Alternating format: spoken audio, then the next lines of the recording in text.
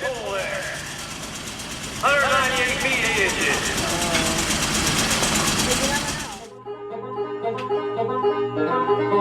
Hey, I'm out here in my overstuffed and horribly unorganized hall of shame, I call it, where we put a lot of my old pulling tractors and my old pickup truck and stuff, and I want to fix this ether eater. Well, not the ether eater, I call it, because it's not the ether eater. It's built to look just like it did in 1977, but although it has the original hood of the Delaware ether eater 4010, the rest of it is a replica of using period correct pieces. And anyway, it has been a pain in the uppermost portion of my lower extremities. I know you can figure that out. With bearing issues, and I think I really got to the bottom of it. It would spin, well, not spin, but it would almost spin. The rear two rod bearings, and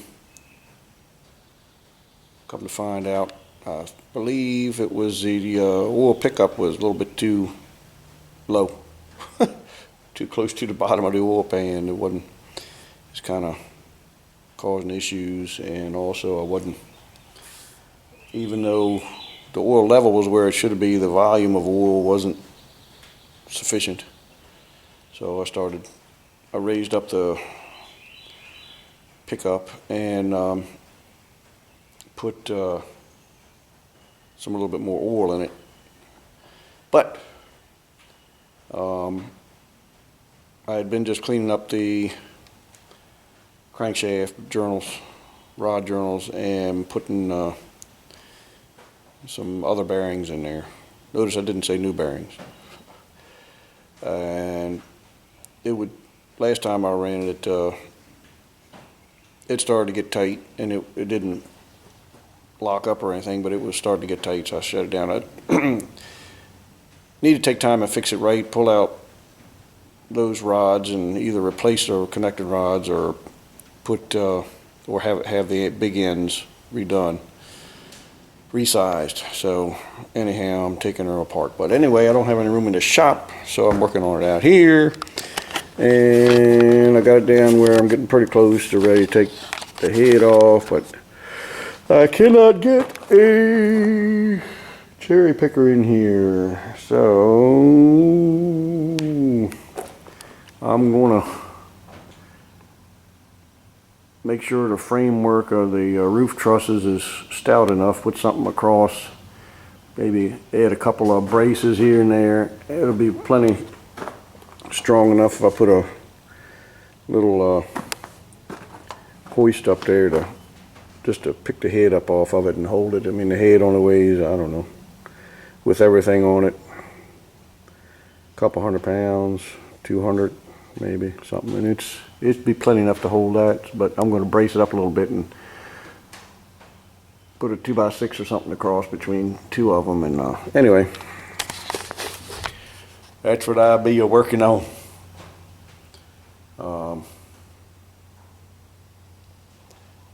Not that anybody's really interested in this. I don't know why I put half the stuff up there I put up, but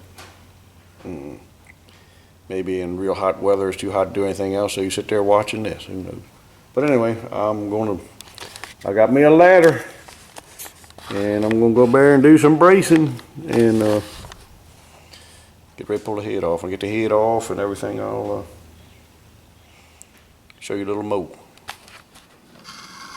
Yeah, I got a beam across there. I did a little hammering and bracing things up, and I put a beam across there and coming down to this winch thing. I don't know. I guess that winch will pull that head up. I'm pretty sure it will. I don't know where we got the thing from, but guess it'll work. It's too late in the evening. I don't have much light. It looks a lot brighter on this camera than it does in real life. I guess I could take a few bolts out, but as soon as I get started, it'd be getting darker. Wouldn't be able to see. So I'll hit it tomorrow hard. Getting a little dry here. I'm carrying some water in this old sprayer pulled by the 620. And letting some water run down the rows here in the garden. Looks like it's doing pretty good. This poor sugar corn, trying to get it to get a little bit better start. Even my other sugar corn is hurting. I'm going to throw some more fertilizer on there, throw some water on that after a while. So you'll see how it goes. Well, I've been pulling it apart. Got them down where I'm ready to take, remove the head. So guess I'll get the chain on there and see if this thing will lift it up after all. We'll find out. Well, it's lifting the head up some anyway. It's kind of awkward to crank it. I had a chain fall, but it wasn't working anymore. So I had somebody gave us this thing. I don't know, it's for rescuing people, it says on there, but somebody gave it to us and figured I'd try it. It's going up. I'll try cranking it a little bit more and see what happens. Yeah, it's going up. I wish it ratcheted. I mean, it sounds like it's ratcheting, but I'm just as bad as the other. I might need to get a different clevis, one that's not twisted. I'll try it this way. I got to go over to the other side, though. Let me go over the other side and see. Climb up on. It's going.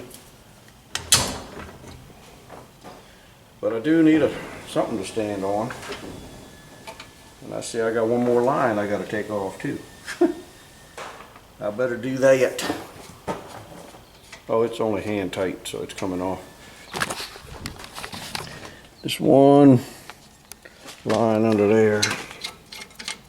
If I can get it out from being tangled up with the others. I don't know. Looks pretty. Well, yeah, I can push it over there and get it out, I think. Yep.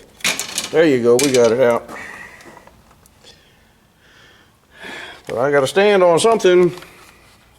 See what I can find. When all else fails, stand on a 5-gallon bucket, which is pretty dumb. For this. It's gonna be awkward. Okay, let's see how it works. It's kind of gonna be not balanced the best, but it's coming up. Now I gotta go to the other side because of the way the handle is. Okie dokie. Artichoke. Not loving this, I'll tell you. I don't know, is the back coming up all right? The back seems to be sticking on something. Just sticking on.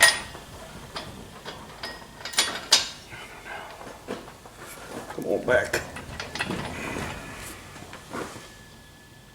I just don't know. Oh, there's one bolt. Got a thread maybe. Yep, one bolt's holding by a thread. I might have to let it down. Let's see. There you go. Now he's loose. Instead of trying to pick up the whole tractor, let's just pick up the head. Yep. Okie dokie, likey lokey. We got him up. I got to get it up a little bit more and then find a way to set it down over there somewhere. But it's doing the job. Okay, I'm gonna put a safety chain around, go all the way up around that beam and come back down, and just in case this thing slips and starts to unravel or whatever. And then I'm going to get another little come along a ratchet strap and pull the head over towards the wall to get it out of the way. So I guess I'll try that next. Something like that. It's holding it out the way enough for me to get some access to the cylinders. I will get everything cleaned up. I guess this has got a copper head gasket on it, and also looks like I've made some copper O-rings. Yeah, I did. It's got really thick copper O-rings. I don't remember making them, but I guess I did. Anyhow, I'll have to make some more, because I'm going to pull these sleeves out, because look at the weep holes. It's been leaking out of there. The O-rings that seal at the bottom of the sleeves were leaking because I bought a 55-gallon drum of supposedly name brand, I forget what name brand it was, Pure Lead, or I don't know, Piston, something like that, antifreeze, and it was a good price. I should have known better because it was from New Jersey. There's a lot of gangster mafia stuff going on in Jersey, and it was antifreeze. In other words, it wouldn't freeze, and it was green, but it smelled really weird, and it was kind of almost caustic to stuff, and it would eat up if you had aluminum. It would almost eat right through it. It was terrible. So, but I bought a 50-gallon drum of it and tried to use it before I realized everything wrong with it, and it messed up a lot of stuff. So anyhow, don't buy a good deal of antifreeze from anybody from the gangster areas, the outskirts of New York City, in Jersey. Anyhow, I don't know if that had anything to do with it or not, but it was really not what they said it was. So anyhow, it's got an extra added feature I wasn't expecting to see. This #1 piston has some slight issues with it. Looks like I kind of melted and came apart and then melted or something. And I wonder, those pieces that went through the turbo, I guess I better see what the turbo looks like. It is a chunk of metal right there that was embedded in the head of the piston, and because it went on down to the ring land, the top land, which has a cast iron insert in the piston, the aluminum piston. So if that come apart and the ring come apart and went through the turbo, I guess I got to check that out. So hey, just about quitting time. Running out of light. Don't have any. I got lights in here, but no electricity went to it. Pulled out #6 piston. Piston looks fine. Bearing really don't look too bad.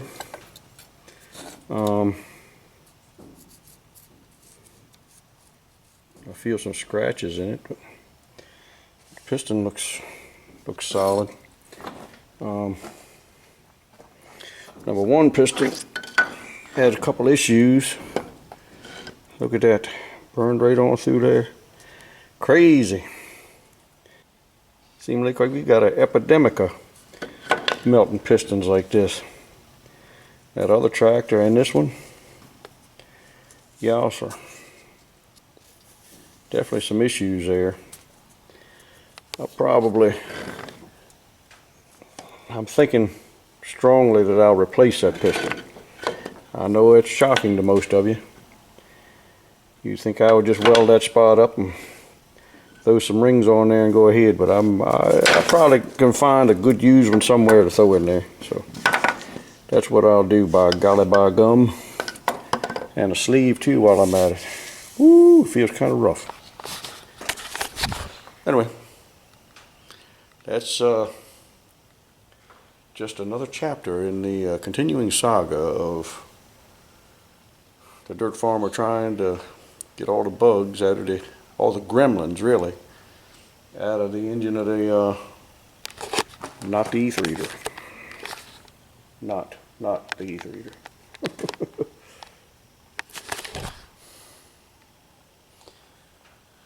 One of these days I'm going to have this engine reliable. If I live that long. Anyhow. Catch you later.